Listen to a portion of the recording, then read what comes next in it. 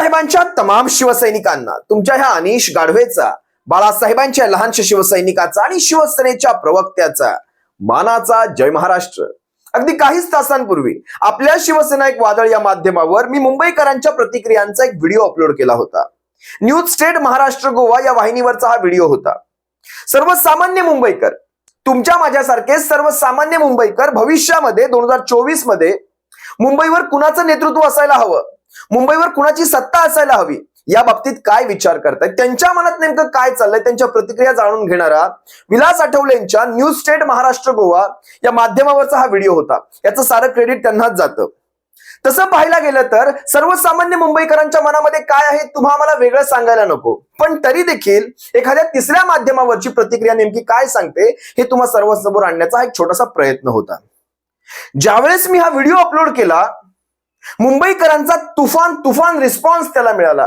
जवळपास आतापर्यंत लाखभर लोकांनी हा व्हिडिओ पाहिलाय, लाखभर मुंबईकरांनी हा व्हिडिओ पाहिलाय, सर्वसामान्य महाराष्ट्राच्या जनतेने हा व्हिडिओ पाहिलाय।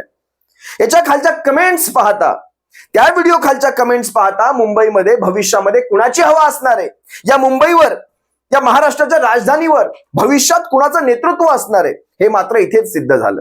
सर्वसामान्य मुंबईकर काय म्हणतायत उद्धव ठाकरे साहेबांविषयी, काय म्हणतायत शिवसेनेविषयी हे तुम्ही आम्ही सर्वांनी ऐकलं। ही तर एक झलक आहे। असे कित्येक व्हिडिओ, अशा कित्येक प्रतिक्रिया आमच्याकडे आहेत, पण काय सारखं सारखं तेच दाखवायचं।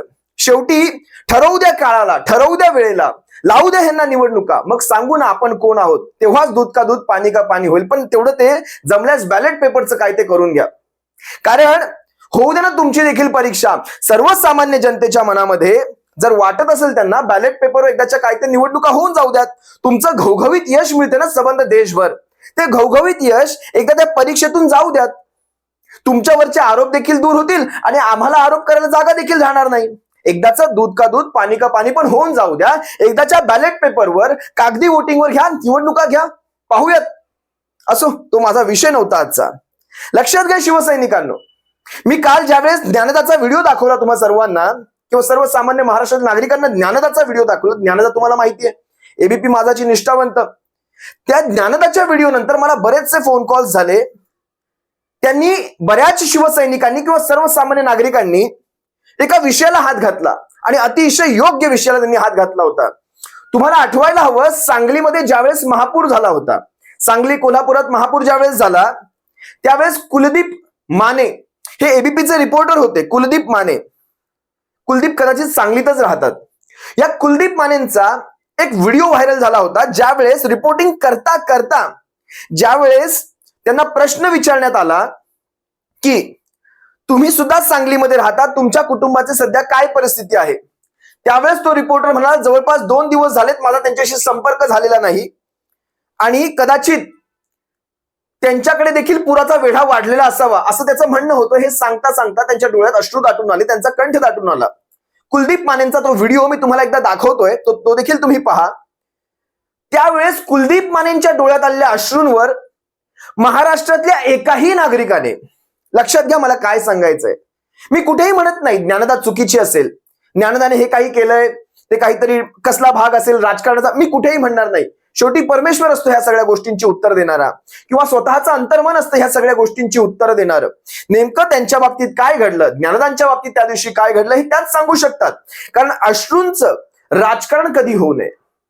त्या अश्रूंचं नेमकं कारण काय असेल हे ज्ञानदाच सांगू शकते, तुम्ही आम्ही सांगू शकत नाहीत, पण त्याच्यामध्ये भेदाभेद केला जाऊ शकतो। कसा तो पहा ना, ज्यावेळेस कुलदीप त्यांचा कंठ दाटून आला त्यावेळेस ते लोकांसाठी त्यांचा कंठ दाटून आला, कारण त्यांनी सांगलीची अशी भयानक परिस्थिती कधीही पाहिली नव्हती।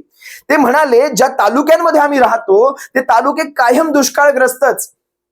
2005 नंतर जवळपास 20, 18 ते 19 वर्ष किंवा त्याच्याही आधीपासून आम्ही कधीही या तालुक्यांना दुष्काळाच्या बाहेर जाताना पाहिलं नाही। इथे आलेला हा महाभयंकर पूर आणि लोकांची होणारी ती वाताहत पाहता त्याचा कंठ दाटून आला रिपोर्टिंग करता करता, आणि त्या कंठ दाटून येणाऱ्यावर उभ्या महाराष्ट्रात कुठेही प्रश्नचिन्ह, एका साध्या व्यक्तीने प्रश्नचिन्ह उभं केलं असेल असं मला वाटत नाही।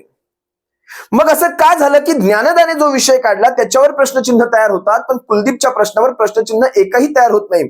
भले त्याही काळामध्ये भारतीय जनता पक्षाचं सरकार होतं, की असं नाही की एखाद्याने आता बघा ना, जर त्याच्यावर राजकारणच करायचं झालं असतं तर भारतीय जनता पक्षाचं सरकार होतं. अगदी त्याच सोबत गिरीश महाजन पर्यटन करत होते, पुराचं पर्यटन करत होते.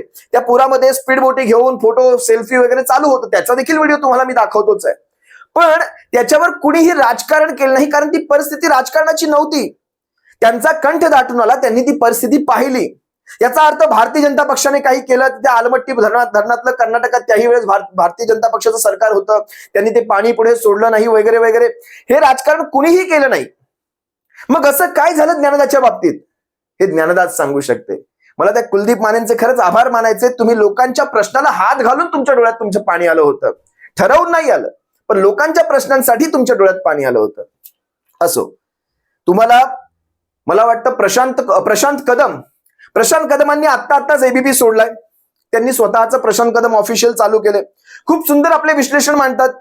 कधी आम्हालाही बोलतात, कधी समोरच्यालाही बोलतात. सगळ्यांना बॅलन्स बोललं जातं त्यांच्याकडे. प्रशांत कदमांचं एक मला चांगलं वाटतं की पत्रकारिता करावी तर अशी करावी, प्रत्येकाचे कान टोचले देखील गेले पाहिजे आणि प्रत्येकाला शाबासकी देखील दिली गेली पाहिजे. प्रशांत कदमांना आपण अपात्रतेची सुनावणी असेल, संपूर्ण सुप्रीम कोर्टाचा निवड असेल, प्रत्येकामध्ये त्यांच्या भूमिका आपण ऐकल्यात. त्यांचा वाईड अँगल आपण मला वाटतं आपण ऐकलाय. त्यानंतर राहुल कुलकर्णी, मला राहुल कुलकर्णींची देखील पत्रकारिता फार आवडते, एबीपीचीच. मी सध्या एबीपीवरच बोलतोय, इतर वाहिन्यांवर जात नाही, कारण ज्ञानदाचा विषय निघालाय म्हणून सांगतोय.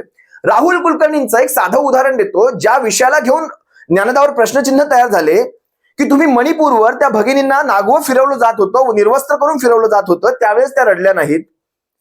तिथे राहुल कुलकर्णी जाऊन आलेत. बरं का, हे देखील एक फरक आहे. किंवा तुम्हाला आणखी एक विषय आठवून सांगतो. अमोल जाधव ज्यावेळेस संसदेमध्ये ते पिवळी धुराची नळकांडी घेऊन ही पोरं फिरत होती, त्यावेळेस त्या मुलाच्या घरामध्ये जाऊन आहे ती सत्य परिस्थिती दाखवायची हिंमत राहुल कुलकर्णी यांनी केली. राहुल कुलकर्णींनी दोनही बाजू सांगितल्या की झाल्या गेल्या प्रकाराचं कुठे समर्थन नाही आणि निषेध व्यक्त करायची अशी पद्धत नाही, ही पद्धत योग्य पद्धत नाही. शेवटी सर्वोच्च सभागृह आहेत ते, त्यांचा मान सन्मान राखला गेला पाहिजे, जगाची नजर असते तिथे.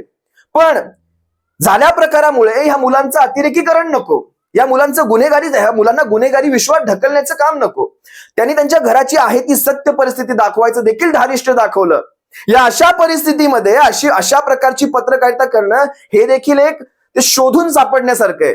राहुल कुलकर्णीनं त्यासाठी त्यांचे आभारच मानले पाहिजे. पण राहुल कुलकर्णी मणिपूर मध्ये गेले असताना त्यांच्या डोळ्यातून तसं पाणी नाही आलं की इतर विषयांना घेऊन.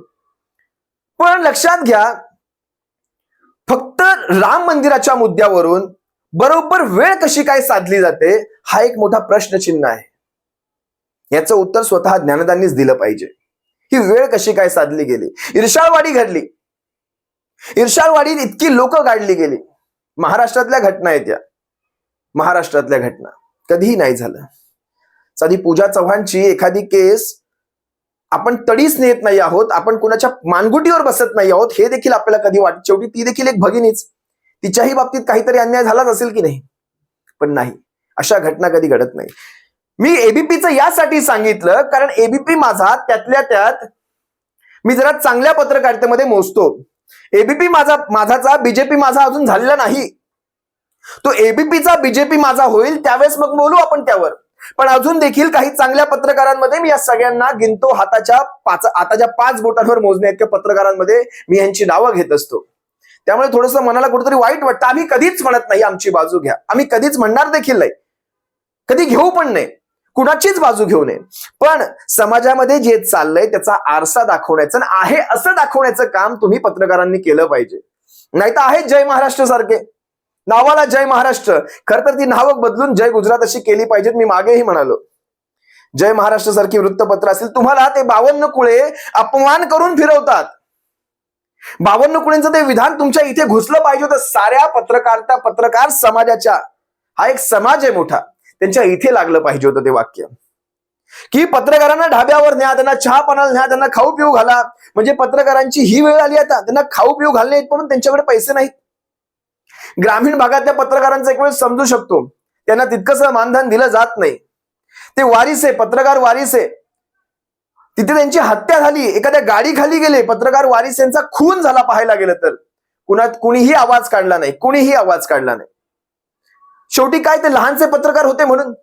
तिकडे किशोर पाटलाच्या इकडे एका पत्रकाराला चोप दिला गेला, कुणीही आवाज काढला नाही. अगदी ठाण्यातलंच उदाहरण सांगतो मी. मुख्यमंत्र्याच्या ठाण्यामध्ये, मुख्यमंत्र्यांचं कसलं आलंय ठाणं, पण जिथून मुख्यमंत्री स्वतः राहतात त्या ठाण्यामधून ज्यावेळेस रणजित इंगळे सारखा एखादा पत्रकार काही प्रश्न विचारतो, त्यावर नरेश मस्के सारख्या यांच्या जिल्हा प्रमुखाकडनं, यांच्या प्रवक्त्याकडनं, महाराष्ट्र समन्वयकाकडनं यांना जाहीर धमक्या दिल्या जातात. रणजित इंगळे लोकमतचे प्रतिनिधी, त्याच्यावर आपण देखील आवाज उठवला, पण पत्रकारांकडनं कुठे आवाज उठवला जातो ह्या सगळ्या घटनांवर? तुम्हाला ज्यावेळेस नारायण राणेंचे सुपुत्र पत्रकारांना अर्वाच्य भाषेत बोलतात, कोणीही आवाज उठवत नाही. या सगळ्या घटनांकडे सारे मिळून दुर्लक्ष करतात. काय घडतंय पत्रकारांच्या मध्ये नेमकं असं? कुणाची भीती आहे तुम्हाला? आपण पत्रकारिता ह्या विश्वात जेव्हा येतो तेव्हा आपण एक हृदयावर, स्वतःच्या हृदयावर तर ठेवता, पण तुम्ही एक शपथ घेऊन येता, हृदयावर देखील हात ठेवून एक शपथ घेत असता की मी जे काही कार्य करेल ह्या क्षेत्रामध्ये करेल, ते कार्य माझ्या ह्या क्षेत्राला न्याय देणारं असेल, माझ्या या क्षेत्राचा मान सन्मान वाढवणारा असेल. ही माझी पत्रकारिता हे क्षेत्र नसून हा भारतीय लोकशाहीचा एक चौथा आधारस्तंभ आहे. चौथा आधारस्तंभ आणि महत्वाचा आधारस्तंभ आहे तो. त्या स्तंभाचं काम, स्तंभ म्हणजे आधार देणारं ना शेवटी. आम्ही खरंच आधार देतोय की आणखी लोकशाही पोखरतोय? ती पाळीव पत्रकारिता, गोचिड पत्रकारिता, पेड पत्रकारिता, विकली गेलेली पत्रकारिता, अशी आभूषणं, अशी घाणेरडी आभूषणं आम्हाला तरी लागू नयेत. याचा तुम्हाला कधी भान राहणार आहे का? अशी तुम्हाला जो व्हिडिओ दाखवला न्यूज स्टेट महाराष्ट्र गोवा याच्यावरच्या प्रतिक्रियांचा, त्या प्रतिक्रिया पाहता सबंध ठाणेभर एक गोष्ट लक्षात ठेवा, सबंध ठाणेभर न्यूज स्टेट महाराष्ट्र गोवा हे चॅनल दाखवलंच जात नाही. केबलवर हे चॅनल दाखवलं जात नाही. आता कोणाच्या लक्षात आलंय नाही आलंय मला माहित नाही, पण जर ठाण्यातून तुम्ही कोणी मला पाहत असाल, ठाणे जिल्ह्यातून पाहत असाल, तर तुमच्या कमेंट्स मध्ये, आज तुम्हाला आवर्जून सांगतो, कमेंट्स मध्ये लिहा आणि मला ह्याची पोच पावती द्या. ठाण्यामध्ये न्यूज स्टेट महाराष्ट्र गोवा दाखवलं जातंय की नाही जातंय? विशेषतः किसन नगर भाग, श्रीनगर भाग, वागळेचा भाग, शांतीनगरचा भाग, या सगळ्या भागांमध्ये, वर्तक नगरचा भाग असेल, लोकमान्य नगरचा भाग असेल, यशोधन नगरचा भाग असेल, संपूर्ण पट्टा जो वरचा पाचपाखाडीचा पट्टा आहे, तिथे न्यूज स्टेट महाराष्ट्र गोवा हे चॅनल दाखवलं जातं की नाही जातं? तुम्ही मला लिहावं कमेंटमध्ये, तुम्हाला विनंती करतो. शेवटी कितीही कोंबड्या झाकलं तरी उगवायचं राहत नसतं. कदाचित मुख्यमंत्र्यांना या गोष्टी माहीत नसाव्यात. तुम्ही कितीही दाबायचा प्रयत्न करा, जर एखाद्याला चॅनल शोधून पाहायचंच आहे ना न्यूज स्टेट महाराष्ट्र, मी काही चॅनलचं प्रमोशन करायला इथे बसलेलो नाही, पण जी माध्यमं आजच्या घडीला एक निर्मळ पत्रकारिता करतात त्यांचा उदो करणं हे देखील आमचं कामच आहे. मग तुम्ही आमच्या विरोधात जरी बोलात तरीही आम्हाला चालेल, वेळ प्रसंगी आमचे कान जरी टोचले तरीही आम्हाला चालेल, कारण तुमचा तो हक्क बनतो. कारण तुम्ही कोणाला विकले गेलेले नाही आहात, तुमचा तो हक्क बनतो. त्यामुळे न्यूज स्टेट महाराष्ट्र गोवाला जे कोणी पाहत असतील ते मोबाईलवर जाऊन पाहतील, युट्यूबवर जाऊन पाहतील. तुम्ही कितीही झाकायचा प्रयत्न करा, असं होत नाही. ये डर अच्छा है, ये डर अच्छा है और ये डर जरूरी भी है. तुम्ही घाबरलात की ह्या वाहिन्या पाहिल्यानंतर लोक खुल्यामध्ये बाहेर येतील आणि कोपरी पाचपाखाडीमध्ये जिथे स्वतः मुख्यमंत्री आपली आमदारकी भूषवतात, तिथे जर हा असा काही उद्रोह झाला तर ही आमदारकी, अहो तुमची आमदारकी अशीही धोक्यात आहे. ती आम्हाला माहिती आहे नेमकं तिथे काय करायचंय, पण तरी देखील सांगतो, ये डर अच्छा है और ये डर जरूरी भी है.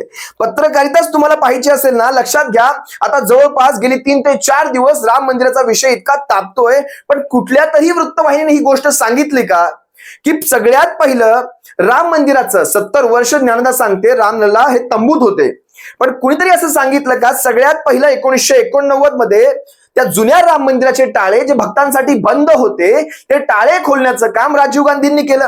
ही कुठल्या तरी वृत्तवाहिनीने तुम्हाला सांगितलं का? नाही सांगणार. रामायणची मालिका त्यावेळेस जेव्हा सुरुवात झाली, खऱ्या अर्थाने रामायण मालिकेच्या नंतरच खऱ्या अर्थाने रामललाच्या आंदोलनामध्ये विशेषतः सुरुवात झाली होती. रामायण मालिकेची सुरुवात करणारे हे राजीव गांधी होते. ही गोष्ट तुम्हाला कुणीतरी सांगितली का? चला हा देखील हा व्हिडिओ तुम्ही एकदा पाहून घ्या. नेमकं मला या सगळ्यामधून काय सुचवायचं असतं तुम्ही एकदा पहा. हा व्हिडिओ तुम्ही पहा, त्यावेळेस राजीव गांधींची भूमिका पहा आणि मग ठरवा ना. जे काँग्रेस बरोबर केले ते हिंदू द्वेष्टे. इथे हिंदू मुस्लिम असा वाद नाहीच. मुळात हा विषय कोर्टाने क्रिस्टल क्लिअर सोडवलेला आहे. राम मंदिरासाठी देखील जागा दिलेली आहे आणि मुस्लिमांसाठी मस्जिदीला देखील जागा दिलेली आहे. मग ह्याच्यात अशा प्रकारचं हे मानापमानाचं नाट्य रंगवून तुम्हाला नेमकं साध्य काय करायचंय? 2024 मध्ये दंगली बिंगली घडवणार आहेत की काय तुम्ही नक्की? त्या साऱ्या गोष्टींकडे बारीक लक्ष होत्या. शेवटी रामलल्लाला 70 वर्षांनंतर तंबूतून मंदिरात आणणारे म्हणतात रामलल्लाचं घर प्रधानमंत्री आवास योजनेतून बनलेलं आहे. इतपत जर अंधभक्तांची बुद्धी आता शेण खायला जात असेल, इतपत जर शेण खायला जात असेल, तर मला असं वाटतं शेण खाण्यापेक्षा मनुष्याचं शेण खावं. या अंधभक्तांनी मनुष्याचं शेण खावं. इतकंच सांगतो. जर जास्त काही एबीपी वाल्यांना किंवा आणखी कुठल्या वृत्तवाहिन्यांना जर एकदा प्रशांत कदमला एकदा विचारायचो, ते नक्कीच सांगतील. एक दिवस आला तर नक्कीच सांगतील नेमकं माध्यमांमध्ये घडत काय होतं, नेमकं माध्यमांमध्ये घडत काय असतं. कारण आता त्यांनी सोडलंय, त्यांना मर्यादा आहेत. मर्यादा कुठल्याच नाहीत काही बोलण्यासाठी. प्रशांत कदम सारखी पत्रकार नक्कीच सांगतील माध्यमांमध्ये घडत काय असतं ते. तुम्हा सर्व शिवसैनिकांची रजा घेतो. ज्या ज्या गोष्टी घडतील त्या तुम्हा सर्वांसमोर पाण्यासारख्या क्रिस्टल क्लिअर आहे अशा घेऊन येण्याचं काम हे मी माझं कर्तव्य समजतो. तुर्तास रजा घेतो. सप्रेम जय महाराष्ट्र. काळजी घ्या.